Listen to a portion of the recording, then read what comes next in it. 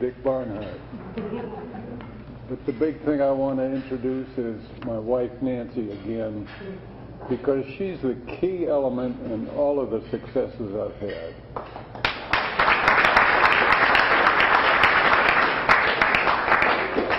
When we started the company, she took over to be the total office, the payroll, the invoicing, everything you can imagine needs to be behind the scenes. There she was doing it.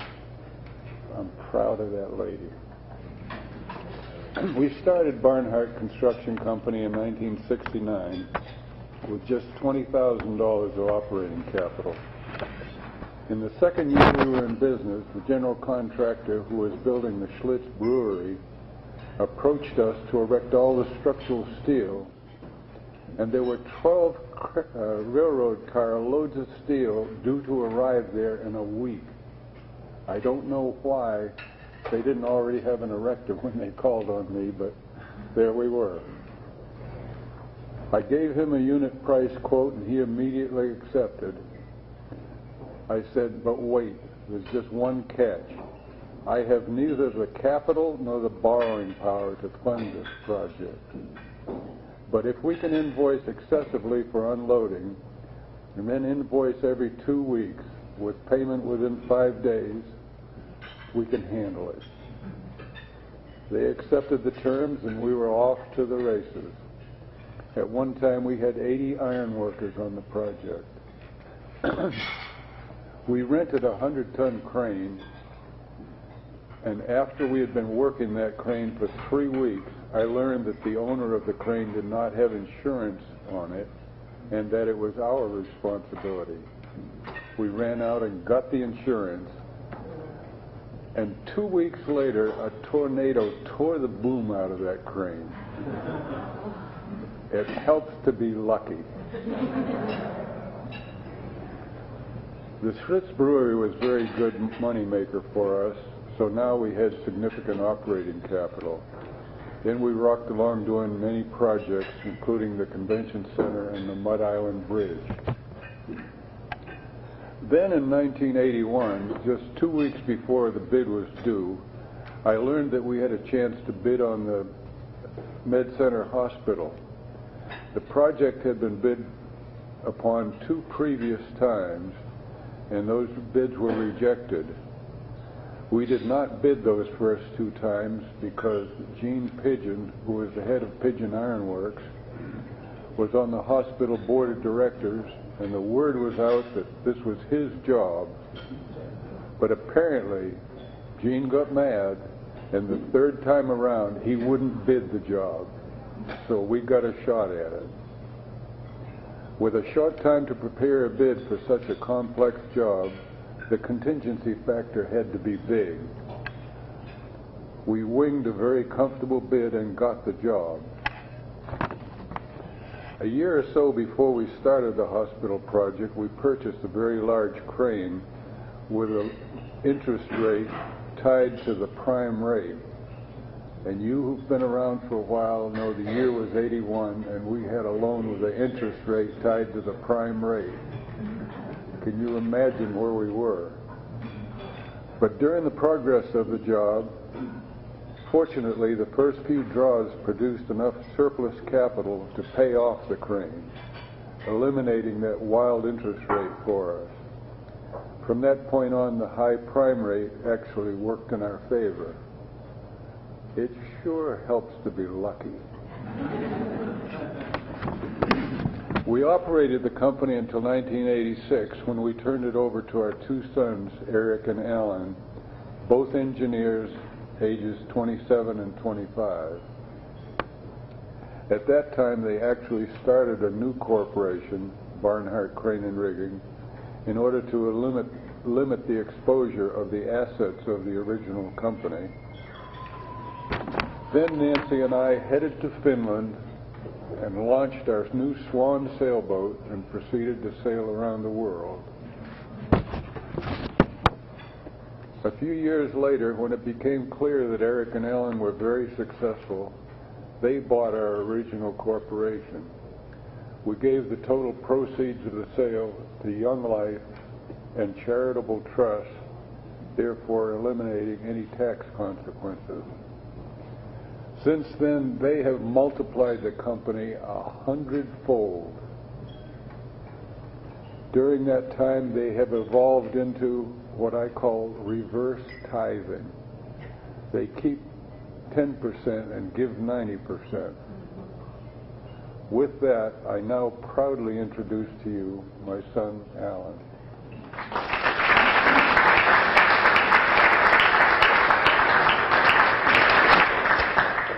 Are you guys able to hear okay in the back? Does it need some microphones? It is an honor to be able to come and tell a little bit of our story to you guys, fellow entrepreneurs who are doing things all over the town. You can see that I had a great head start with two wonderful parents, and I really wish that in this organization you inducted couples, because in our case, my mom was just as much as starting that company as my dad, and just as much as running it as he did. The international corporate headquarters were 2 bedrooms of our home the whole time I was growing up, but my mom always had breakfast ready and supper ready, and took care, and was the den mother, and had cookies at school, and was an amazing mother, and at the same time was the total bookkeeper, dispatcher for this big company. And so they are an amazing couple to do amazing things, and after this company they just decided to sail around the world, and just the two of them did that. So they are an amazing couple.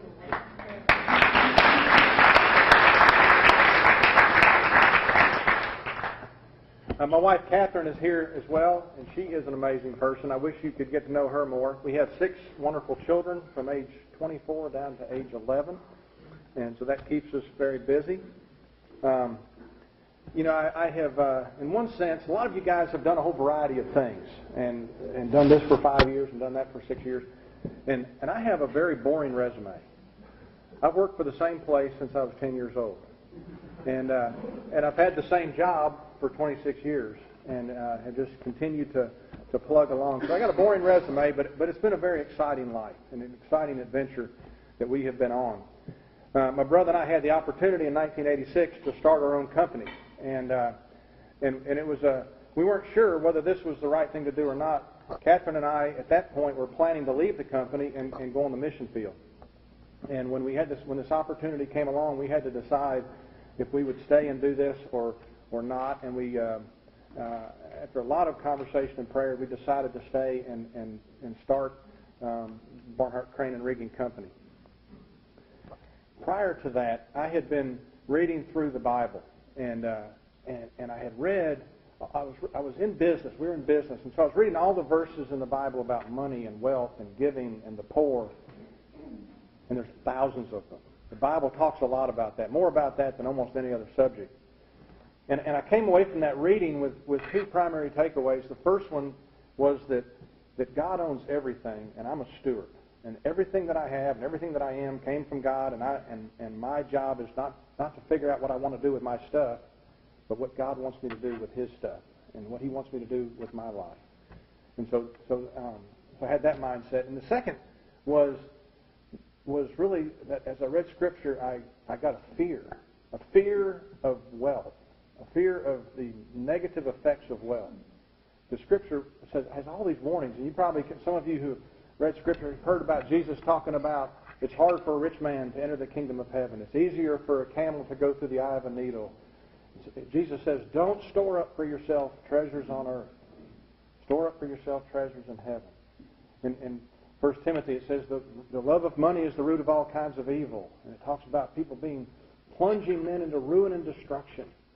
And maybe the most scary one of all for me was the parable in Luke where the farmer has this great crop, and he has too much to fill in his barns, and so he tears down his barns and he builds bigger barns, and then he has everything he needs, and he says, now I can sit back and take it easy. And God said to him, congratulations, way to go. You're a great business guy. Early retirement. That's what we would say to him. But God said to him, you fool. You missed it. This very night your life is required of you. Now who will get all the things that you've stored up And then he said, this is how it is with anyone who stores up things for himself but is not rich toward God. So you can see as I'm reading these verses and I'm thinking about business and trying to make money, how I got a fear that business success could become spiritual or personal failure. And so in 1986, when we had this opportunity to start this company, we decided that we wanted to build some safeguards in our life to make sure. We weren't sure if we'd even survive the first year. I mean, this was a mom and pop business, and mom and pop were leaving.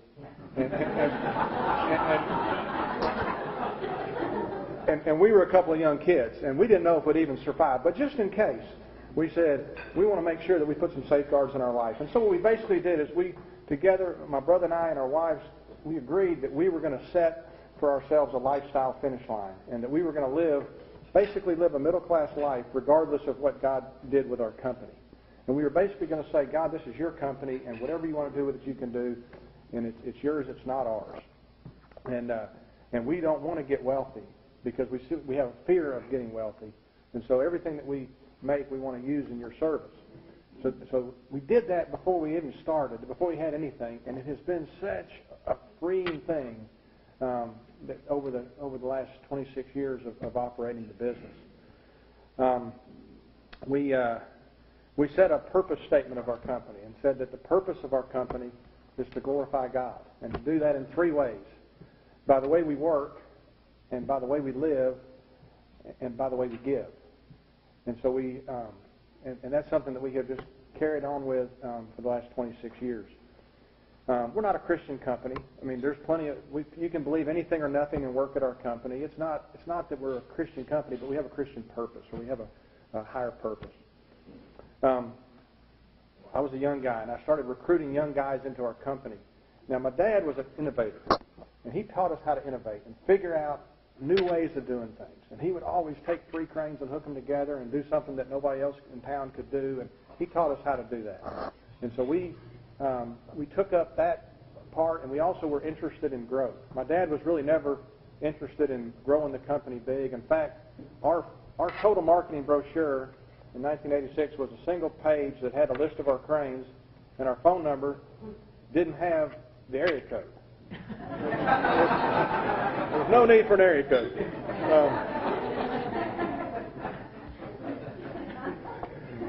So the company started to grow, and a couple of amazing stories. My dad says lucky. I would use different terminology, but TVA at that time had shut down their nuclear construction, and they had all this stuff they were auctioning off. And they had these sealed bid auctions, and I got one in the mail, and I just put a ridiculous number on one and sent it back for some cranes that we didn't really need. And they sent back and said, you have been awarded these cranes. And I said, well, I don't know what we're going to do with them. And a day later, a guy calls me up and he says, I really, really need those cranes. And I said, did you say really, really? Okay.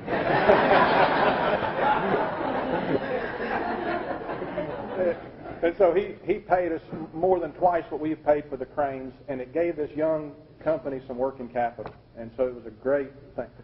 Another sealed bid came along, and we put a ridiculous number on it for this big, big crane, and basically we were paying scrap value for it, and we awarded the crane. And we fixed this crane up and brought it back to Memphis, and a group from China was coming through Memphis and looking for cranes, and they came to our yard to look for one crane, and they saw this old crane in the corner, and they said, this is the one we want. And they paid us 4 times what we had paid for it, and it gave our company working capital. And I wouldn't use the term lucky. I think that God has continued to work in our company, miracle after miracle, not things that we really planned. Another one, we bought another crane from TVA, and it was a big tower crane, huge tower crane that they had used for building a nuclear plant. And we brought it back to Memphis, didn't know what we were going to do with it. We didn't have any tower cranes. We never used them. We piled it on the yard and thought maybe something will happen one day. And then the job to build the pyramid came up. And we bid and were awarded the job to put up all the steel on the pyramid. And to do that, we needed this central tower to hold up all the steel while the thing was being built. And we needed a crane that could lift one end of the trusses of the pyramid. And we got out the specs on this crane, and we realized that it was almost exactly the right height to do this. Within a few feet, its maximum height was exactly what we needed to do the pyramid, and the crane was just strong enough to be able to lift this end of the trusses. It's amazing. So there's all these stories that kept happening to us, one thing after another. I'll tell you one more. I wish I could tell you that our success has been some great strategy or great hard work on my part. It's way beyond that. It's been amazing. We got into the wind business, and we got into it not because we saw it coming and we strategized but some guy knocks on our door and says in Knoxville and said, "We'd like you to put up these wind turbines for us." And they're up on this mountain, and we said, "Okay." We're innovators. We were trying to explain how we could do it, and they really liked us, and they liked how we were thinking. And so they said, "We're going to give you this job to put up these wind turbines." And so we were out in Oregon at their office, and while we were there, the guy said that the job got postponed for a whole year. And they said, "We're sorry to waste your time coming out here. The job's been postponed, so we'll get back with you next year." And they said, "But there's this other job in Wyoming. Would you be interested in doing this job in Wyoming? It's a much bigger project." I wasn't out there, but the salesman calls up and he says, "They want us to put up 80 wind turbines in Wyoming. It's an $8 million job." We had never done a $2 million job. And it was in Wyoming, and we had no office within 1,500 miles of Wyoming. It was the most difficult wind project of that year, and we had never put up a wind turbine in our lives. And we didn't even know how to bid the job.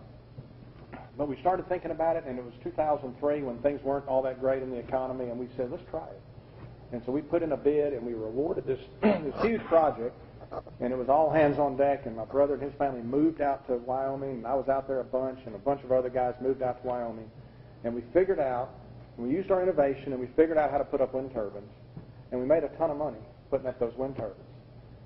The next year, that job in Knoxville, the first wind turbine job, it came around, and we did that job. And it was the worst job in the history of our company. We lost a fortune. It was terrible. And I know that if we'd have done that job first, we would have said, "This whole wind industry is terrible. This is not good." And we almost, it was so bad, we almost decided to get out of wind. But we decided to give it one more year. And the next year we did several projects and did really well, made a ton of money. And then the next year more, the next year more, the next year more. And by 2008, wind turbines were 40% of our business. We did $100 million worth of work in wind turbines at great profit margins. And just another story of how God provided for us in ways that we could never have. We didn't try for. We didn't create the strategy. We just responded to provision from God.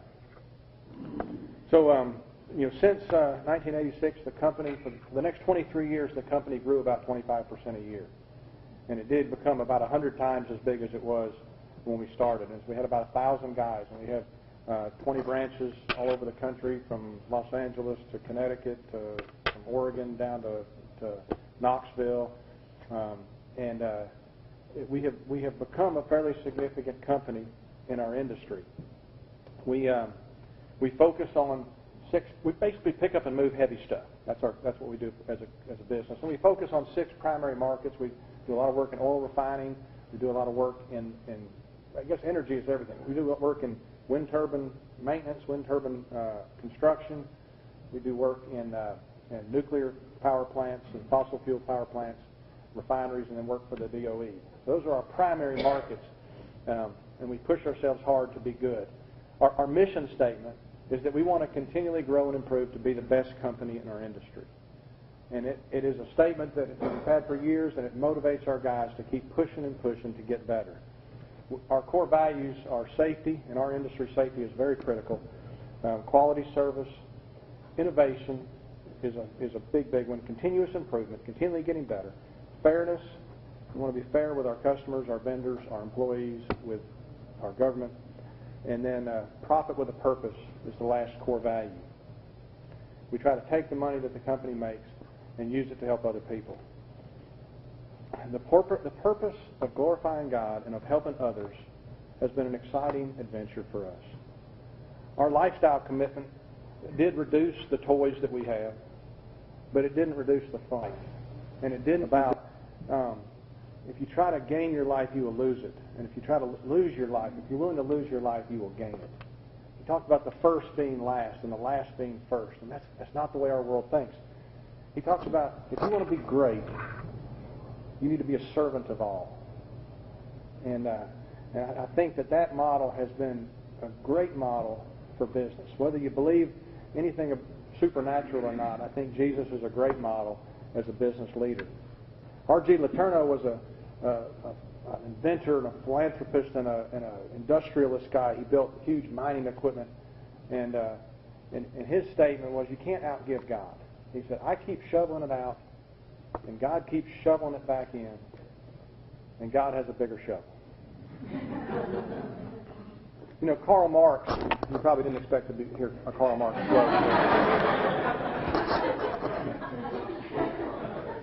But Karl Marx said his motto was from each according to his ability, and to each according to his need.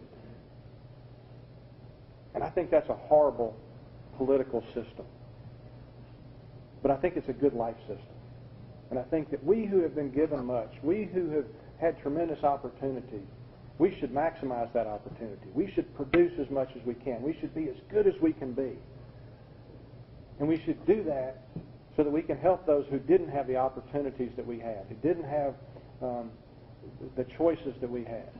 There are a lot of people born all over the world who are just as smart, just as hardworking, just as godly, just as moral as I am, who will never have the chances that I have. And so I want to try to produce according to my ability and distribute according to people's need. Jesus said, to whom much is given, much will be required. And I want to live my life in such a way that when I leave this earth, I will hear from God, well done, good and faithful servant. To me, that's the entrepreneur's dream. The ultimate bottom line, the ultimate success would be to hear words like that. So thank you for letting me share a little bit of my story. I really appreciate your time.